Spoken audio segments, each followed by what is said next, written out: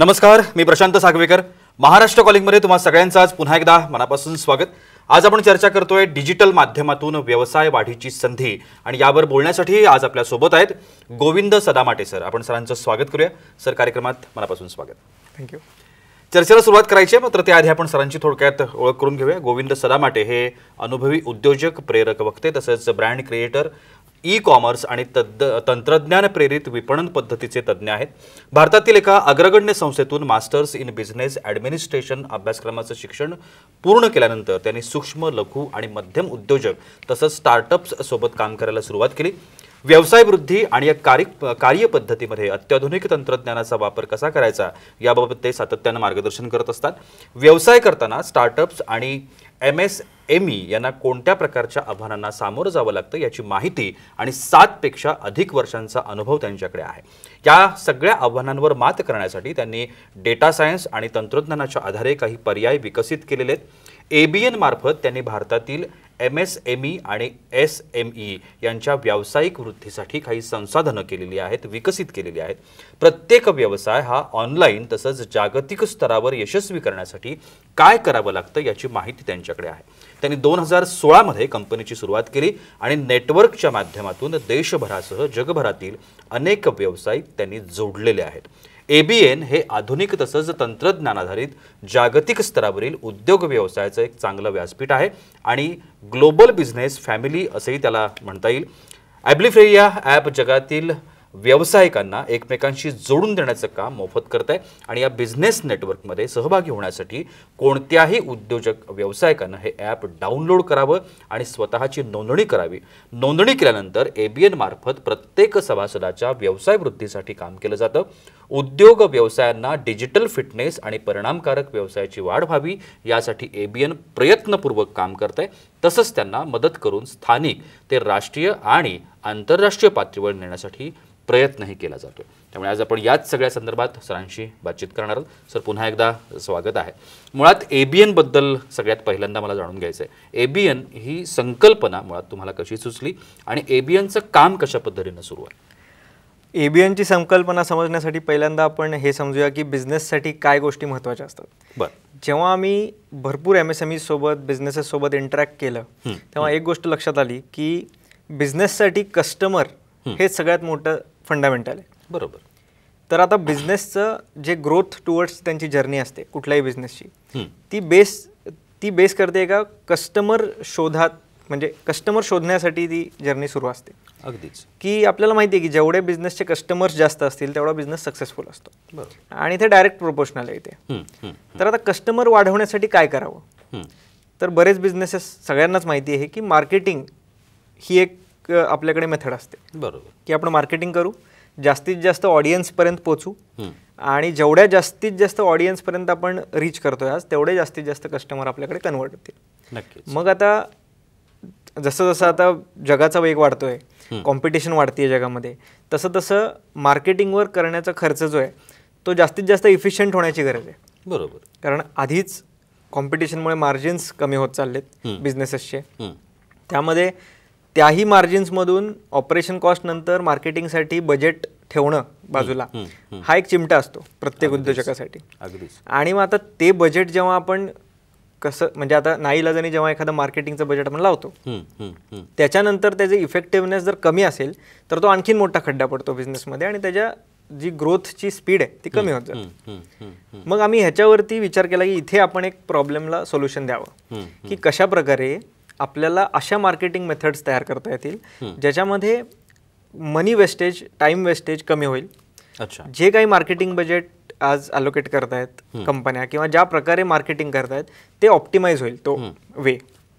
तर आता ऑप्टिमाइज करण्यासाठी काय, तर इथे एक एक्झाम्पल देऊ इच्छितो की कुठलंही फंक्शन आपल्या बिझनेसमधलं जर आपल्याला ऑप्टिमाइज करायचं असेल किंवा एफिशियंट करायचं असेल, कमी खर्चात करायचं असेल, तर आपण तिथे एक सिस्टीम इम्प्लिमेंट करतो. बरोबर. जसं की आपल्याकडे मॅन्युफॅक्चरिंग सिस्टीम असते, आपल्याकडे अकाउंटिंग सिस्टीम असते, सिक्युरिटीसाठी पण सिस्टीम असते.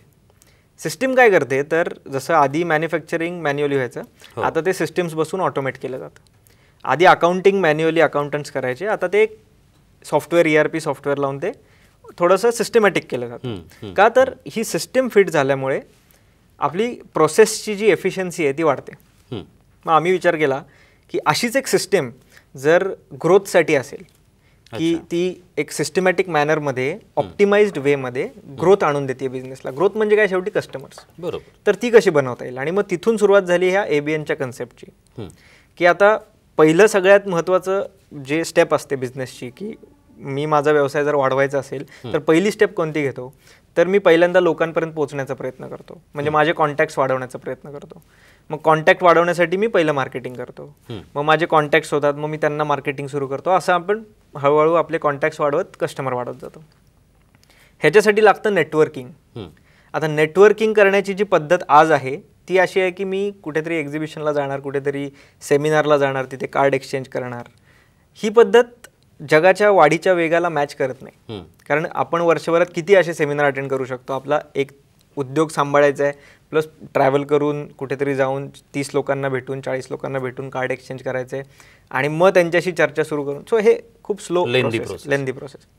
आज डिजिटल मेथड वापरून ही प्रोसेस शॉर्टन करता येते, एफिशियंट करता येते. आणि ती आम्ही करण्यासाठी आमचं एक नेटवर्किंग ॲप लॉन्च केलं मार्केटमध्ये 2018मध्ये. त्याला उत्स्फूर्त प्रतिसाद मिळाला. 3 महिन्यात जवळपास आम्ही 10,000 मेंबर्स कनेक्ट झालो, महाराष्ट्रातून, महाराष्ट्राच्या बाहेरून वगैरे.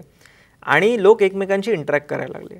सो आता ते त्यांचं नेटवर्क बनत गेलं आणि हे फ्रीमध्ये होत होतं, म्हणजे विदाऊट एनी कॉस्ट त्यांचं एक नेटवर्क ॲड होत होतं. बिकॉज ते एक ॲप वापरून नेटवर्किंग करत होते. ज्या गावात, ज्या शहरात ते बसलेत तिथून ते कुठल्याही दुसऱ्या जॉग्रफीमध्ये, कुठल्याही दुसऱ्या शहरामध्ये, कुठल्याही दुसऱ्या देशामध्ये आज कनेक्ट होऊ शकतात. आज हे जे ॲप्लिकेशन आहे ABNचं, आम्ही म्हणतो मेंबर ॲप्लिकेशन, ते जवळपास 50 कंट्रीजमध्ये डाउनलोड झालेले आहेत.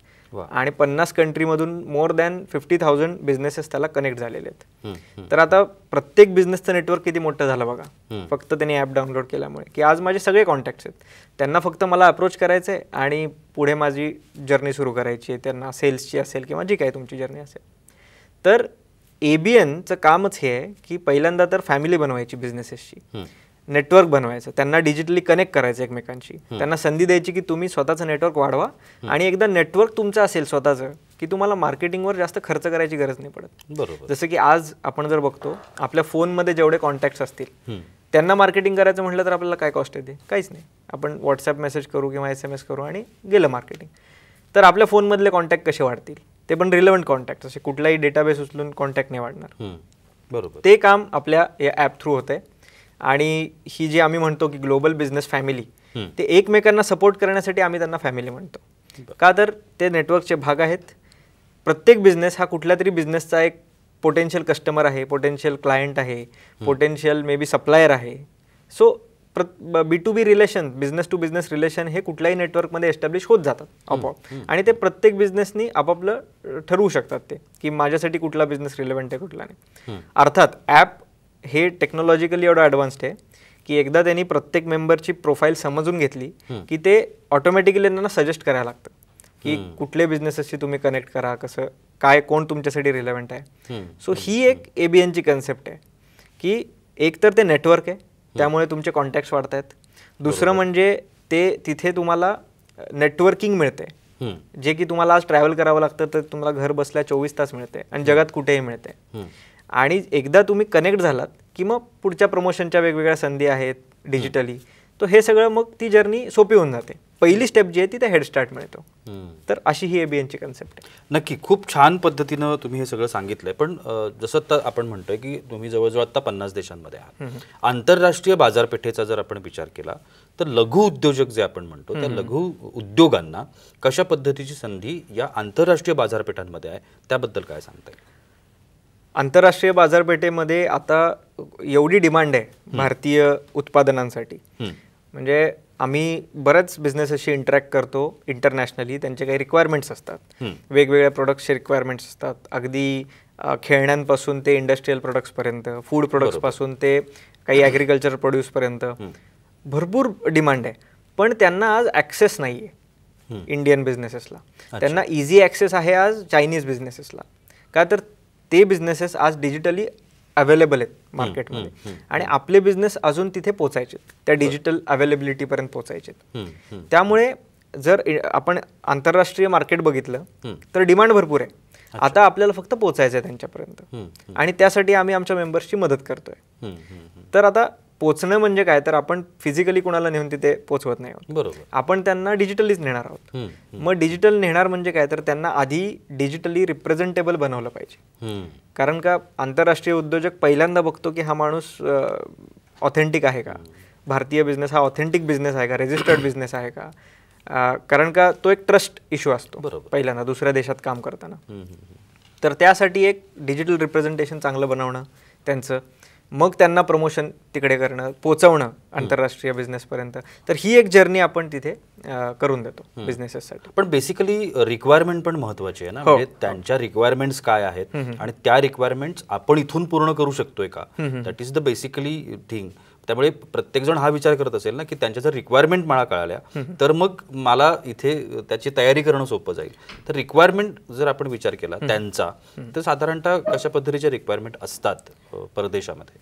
आता तसं पाहायला गेलं तर आपलं नेटवर्क हे सर्व इंडस्ट्री सेक्टर्सला धरून आहे. त्यामुळे जे रिक्वायरमेंट्स आहेत ते सगळ्या इंडस्ट्री सेक्टर्समध्ये, जसं मी तुम्हाला सांगितलं. आणि रिक्वायरमेंट इम्पोर्टचे आपल्याला माहिती आहेत ते बल्क असतात, ते काही छोट्या रिक्वायरमेंट नसतात, त्या बल्क रिक्वायरमेंट असतात.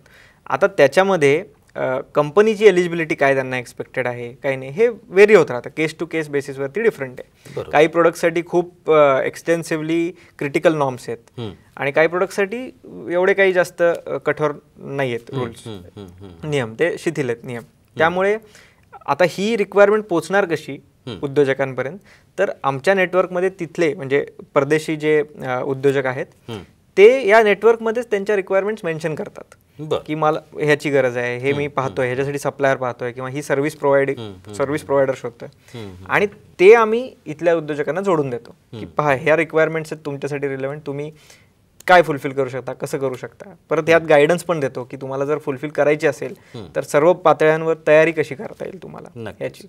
तो हे सगळं असं निश्चितपणे खूप छान अशी कॉन्सेप्ट. खरं तर आपल्याला असं म्हणायला पाहिजे की उद्योगांकडे वळा असं ज्या वेळेला आपण आज म्हणतो आहोत, त्या उद्योगांकडे वळत असताना अशा पद्धतीचं एखादं नेटवर्क तयार होणं आणि आपण एकाच वेळी अनेक देशांशी संलग्न होणं ही एक फार मोठी संधी आणि एक फार मोठं व्यासपीठ आपल्याला या ठिकाणी म्हणता येईल. उद्योजक जे तयार होत आहेत, मग ते लघु उद्योजक असतील, कोणत्याही पद्धतीचे उद्योजक असतील, त्यांनी या सगळ्या गोष्टीचा गांभीर्यानं विचार करावा. आणि ABN सारखं जे नेटवर्क निर्माण झालेलं आहे ही एक संधी आहे उद्योजकांसाठी. आणि जे कोणी उद्योजक आपल्याला पाहत आहेत, मला असं वाटतं की ABN मार्फत तुम्ही निश्चितपणानं तुमची जी काही संधी आहे त्याची जी व्यापकता आहे ती निश्चितपणानं वाढू शकते. त्यामुळे तुम्ही निश्चितपणानं गोविंद सदामाटे असतील आणि त्यांची जी कंपनी आहे त्यांना संपर्क करायला हरकत नाही. त्यांचे संपर्क क्रमांक आता TV स्क्रीनवरती आहे. अजूनही खूप सारे प्रश्न आहेत मनामध्ये विचारायचे आहेत, पण तुर्तास वेळ होते एका छोट्याशा विश्रांतीची. कुठे जाऊ नका, पाहत रहा महाराष्ट्र कॉलिंग.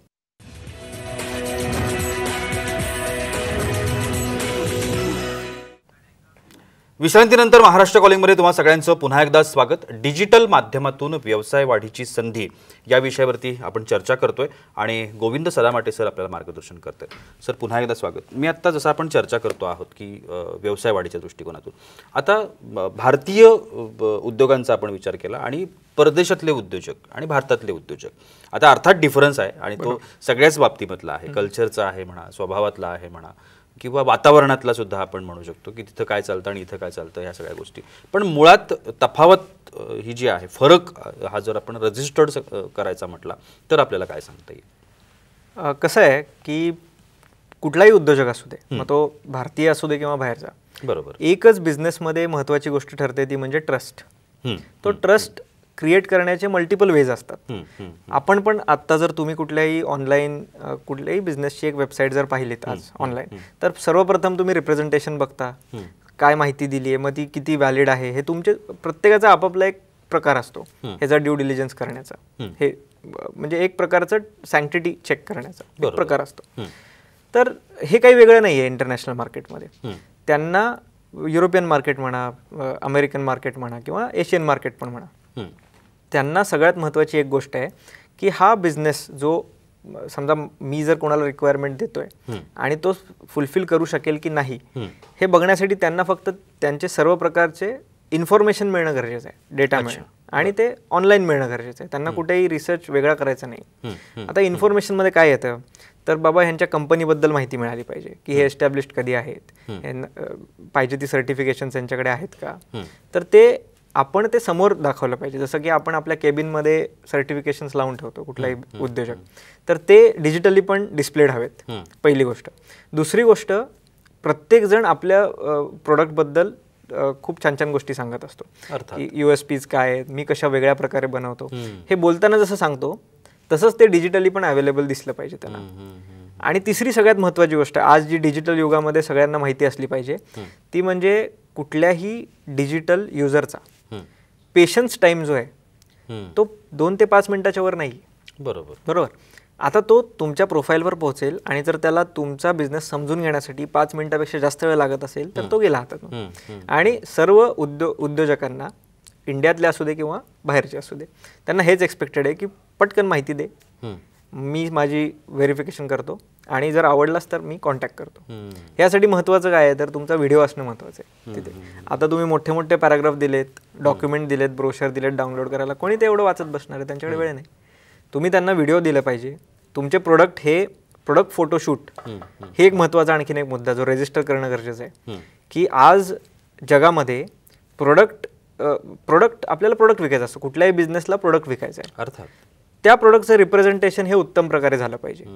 त्याची क्वालिटी ही त्याच्या रिप्रेझेंटेशनवरूनच ठरते, कारण बघताना ती टच फील नाही करू शकत त्याला मी. सो जसा फोटो, ज्या अँगलनी फोटो काढलेत, जशा प्रकारे फोटो काढलेत, तशी त्याची क्वालिटी. अर्थात बरोबर. आज जर तुम्ही तफावत बघितलीत की चायनीज ई-कॉमर्स मार्केट जे आहे तेवढं ग्रो का झालं, तर त्यांचे प्रोडक्ट्सची क्वालिटी कशी असेल त्यावर चला आपण मत नको द्यायला, पण त्यांची फोटोग्राफीची क्वालिटी खूप उत्तम आहे. त्यामुळे त्यांची प्रोडक्ट क्वालिटी आहे असंच समज येतो एक, आणि बाबा प्रोफेशनल आहे, कंपनी मॅन्युफॅक्चरर प्रोफेशनल आहे. व्हेरॅज आपले उद्योजक खूप उत्तम प्रकारे प्रोडक्ट्स बनवत आहेत, क्वालिटी प्रोडक्ट्स बनवत आहेत, मनापासून बनवत आहेत, पण फोटोग्राफी काही मनापासून होत नाही. आणि त्यामुळे त्या फोटोवरून क्वालिटी गेज केली जाते. त्यामुळे मग हा खूप महत्त्वाचा फरक आहे की इंटरनॅशनल मार्केटमध्ये जर आपल्याला जायचं असेल तर पहिल्यांदा आपलं जे रिप्रेझेंटेशन आहे, ऑनलाईन रिप्रेझेंटेशन, ते एकदम डिजिटली फिट हवं आहे. तर आम्ही आत्ता आमच्या नेटवर्कमध्ये प्रत्येक मेंबरसाठी डिजिटल फिटनेस चेक करतोय. अच्छा, की तुम्ही डिजिटली फिट आहात का, त्याशिवाय पुढे काहीच आम्ही करणार नाही तुमच्यासाठी. पहिले डिजिटली फिट व्हा, कारण आम्ही काही करणार त्याच्यानंतर परत तुमच्या वेबसाईटवर आम्ही 1000 कस्टमर्स आणून सोडले, तर ते 1000च्या 1000 परत बाउन्स बॅक झाले जस्ट बिकॉज तुम्ही डिजिटली फिट नाहीये, तर मग सगळा पर्पज डिफीट झाला. बरोबर. तर या प्रकारे 3 गोष्टी महत्त्वाच्या लक्षात ठेवणं गरजेचं आहे. पहिलं म्हणजे आपल्या प्रोडक्टची फोटोग्राफी उत्तम दर्जाची. दुसरं म्हणजे एक व्हिडिओ असणं महत्त्वाचं आहे, कारण 2 मिनिटात त्याला समजून सांगायचं माझी कंपनी, माझी USP कशा प्रकारे मी बनवतो. आणि तिसरं म्हणजे ओव्हरऑल डिजिटल फिटनेस तुमचा, की तुम्ही किती पटकन रिस्पॉन्ड करता कुठल्याही मेल इन्क्वायरीला, किती सगळे सर्टिफिकेशन कसे तुमचे समोर आहेत, किती पटकन तुम्ही त्याला तुमचा ड्यू डिलिजन्स करायला भाग पाडता. ह्या सर्व गोष्टी महत्त्वाच्या लक्षात ठेवण्याची गरज. म्हणजे या ठिकाणी आपल्याला असं थोडक्यात म्हणता येईल की ज्या पद्धतीनं तुम्ही प्रोडक्टवरचा विचार करताय, प्रोडक्टच्या खर्चाचा विचार करताय, प्रोडक्ट कसं चांगलं होईल, कंटेंटचा विचार करत असाल, तर त्याचबरोबर तुम्ही त्याच्या मार्केटिंगचा आणि प्रेझेंटेशनचा पण तेवढ्याच ताकदीनं विचार करायला हवा आणि त्याच्या पद्धतीचं बजेट पण त्याने ठेवायला हवं. मला याच्यामध्ये ना एक थोडासा वेगळा प्रश्न विचारावासा वाटतो. कोणत्या पद्धतीने, म्हणजे तुमचा एक्सपिरियन्स काय, कोणत्या कॅटेगरीजमधल्या बिझनेसना चांगला प्रेफरन्स मिळतो? कारण आता जर आपल्याला प्रेक्षक बघत असतील तर त्यांना जर आपण काही सांगू शकलो कॅटेगरीज, किंवा हॉटेल इंडस्ट्री असेल किंवा अशी इंडस्ट्री तशी इंडस्ट्री, तर असे कोणत्या कॅटेगरीज आपल्याला सांगता येऊ शकतात का की ज्याला रिस्पॉन्स खूप चांगला? ग्लोबल मार्केट बघायचं झालं तर आत्ता भारत एक्सपोर्ट्समध्ये कुठल्या क्षेत्रात मागे नाही आहे. बरं, ठीक आहे. फूड इंडस्ट्री चांगली ग्रो करते. बऱ्याच उद्योजकांनी पॅकेजिंग सिस्टम्स सुधारणा केल्यात, त्यामुळे आता आपण एक्सपोर्टही करतोय. अगदी फ्रेश व्हेजिटेबलपासून आपला एक्सपोर्ट चालू आहे. हे झालं फूड आणि ॲग्रिकल्चर इंडस्ट्री सेक्टर. ऑटो सेक्टरमध्ये चांगलंच आहे, आपल्याकडे फॉरेन इन्व्हेस्टमेंट्स येत आहेत, त्यामुळे ऑटो सेक्टर चांगलं ग्रो होत आहे. सगळ्यात महत्त्वाचं म्हणजे जर आता प्रोडक्ट्स तर म्हणजे आपले बाहेर एक्सपोर्ट होतातच आहेत, आपल्याला ते ग्रो करण्यासाठी डेफिनेटली बरेच अजून स्टेप्स घेण्याची गरज आहे. पण सर्व्हिसेस सुद्धा एक्सपोर्ट खूप चांगल्या पद्धतीने होतात. म्हणजे त्या अगदी प्रोफेशनल सर्व्हिसेस असू दे, IT तर होतच आहे, इव्हन आर्किटेक्टच्या ज्या सर्व्हिसेस आहेत त्या आज बाहेर लोकांना गरज आहे. एज्युकेशन इंडियातलं हे बरेच प्रगतशील देश हे इंडियात एज्युकेशन घेऊ इच्छित आहेत. सो एज्युकेशन इंडस्ट्री खूप चांगलं बाहेर मार्केटमध्ये स्कोप आहे. टेक्स्टाईल, गारमेंट्स, इलेक्ट्रॉनिक्स या सर्व गोष्टींना अचानक एक डिमांड तयार झाली मार्केटमध्ये. जसं जसं जग प्रगतशील व्हायला लागले, बाकीचे देश भारतासारखे, भारतापेक्षा अजून थोडेसे मागासलेले देश हे जेव्हा प्रगत होत आहेत ते भारतीय प्रोडक्ट्सकडे बघतायत. आणि जे देश आधी चायनाकडून इम्पोर्ट करायचे ते आता चायना मार्केटला काही कारणास्तव नको म्हणतात आणि ते आता भारत आणि बाकी ठिकाणी शोधतायत. तर ही संधी प्रत्येक सेक्टरसाठी आहे. जरी मी काही सेक्टर आता मेन्शन केले असतील तरी प्रत्येक सेक्टरसाठी ही संधी आज अवेलेबल आहे आणि त्यांनी जेवढ्या लवकर आपल्याला अवेलेबल होता येईल, कारण का जग सर्च करते आणि ते ऑनलाईन सर्च करते. तिथे जे पहिल्यांदा अवेलेबल होतील शर्यतीत ते पुढे जातील आणि त्यांचे बिझनेसेस फ्लोरिश होतील. आणि आमची इच्छा अशी आहे की पूर्ण भारतीय सगळ्या SMEs आणि MSMEsनी अवेलेबल व्हावं जगासाठी. म्हणजे आपल्या देशाची पण इकॉनॉमीला बळकटी येईल. निश्चितपणानं सर, आपण कार्यक्रमाच्या अगदी अंतिम टप्प्यामध्ये आहोत. प्रेक्षकांच्या दृष्टिकोनातून म्हणून मी हा प्रश्न विचारतोय किंवा उद्योजक जे बघत असतील आपल्याला, तुमच्या माध्यमातून आता ABN मध्ये समजा रजिस्टर्ड व्हायचं आहे एखाद्या उद्योजकाला किंवा त्याच्या उद्योजकाला आणि तो डिजिटली स्मार्ट नाहीये असं आपण धरून चालू किंवा त्याला माहिती नाहीये तेवढी, तर तुमच्या माध्यमातून त्याला कशा पद्धतीचं मार्गदर्शन किंवा सपोर्ट मिळतो? पहिल्यांदा उद्योजकांनी ॲप डाउनलोड करायचे. डाउनलोड केल्यावर आमची टीम त्याच्याशी कॉन्टॅक्टमध्ये येते. व्हॉट्सॲप आणि फोनद्वारे त्यांचे डॉक्युमेंट्स घेतले जातात, त्यांची स्क्रुटिनी केली जाते आणि त्यांना सजेस्ट केलं जातं की या 5 गोष्टी करून घ्या.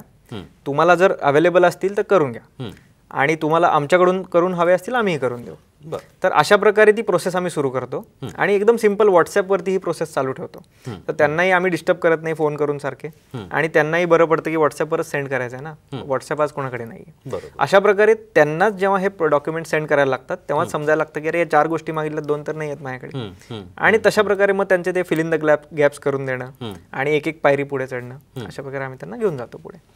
निश्चितपणे खूप छान असं मार्गदर्शन आणि एक वेगळी कॉन्सेप्ट आजच्या कार्यक्रमाच्या माध्यमातून आपल्या सगळ्यांच्या समोर आलेली आहे. उद्योजकांना बळकटी द्या हा जो काही एक शासनाचा प्रयत्न आता सुरू झालेला आहे. आता आपण सगळ्यांना माहिती आहे की कोविडच्या या सगळ्या पॅन्डेमिकमध्ये जसे अनेक बिझनेस बंद पडले तसे अनेक बिझनेस सुरूही झाले. अनेक नोकरदार माणसांनी नोकऱ्या सोडून बिझनेस करणं पसंत केलं, हे आपल्याला सगळ्यांना माहिती आहे. आता या स्टेटसमध्ये अशा पद्धतीचं एखादं ॲप आपल्या हातामध्ये असणं की जे आपल्याला छान पद्धतीनं ग्रोअप करू शकेल, मग ते देशामध्ये असेल, राष्ट्रीय पातळीवरती असेल किंवा आंतरराष्ट्रीय पातळीवरती असेल, आपण निश्चितपणाने या सगळ्यामध्ये सहभागी होऊ शकता, संपर्क करू शकता. सदामाटे सर आहेत किंवा त्यांची जी टीम आहे ही टीम सातत्याने या सगळ्या गोष्टी करते. त्याच्यामुळे तुम्ही हे ॲप आणि या ॲपच्या संदर्भातली माहिती, मार्गदर्शन मिळवायचं असेल तर निश्चितपणानं आता TV स्क्रीनवरती जो नंबर आहे या नंबरवरती तुम्ही संपर्क करू शकता. सर, तुम्ही आजच्या कार्यक्रमात आलात आणि एवढी छान माहिती आमच्या प्रेक्षकांना दिलीत त्यासाठी अगदी मनापासून आभार. धन्यवाद. आणि याबरोबरच वेळ होते इथे थांबण्याची. कुठेही जाऊ नका, पाहत रहा साम TV.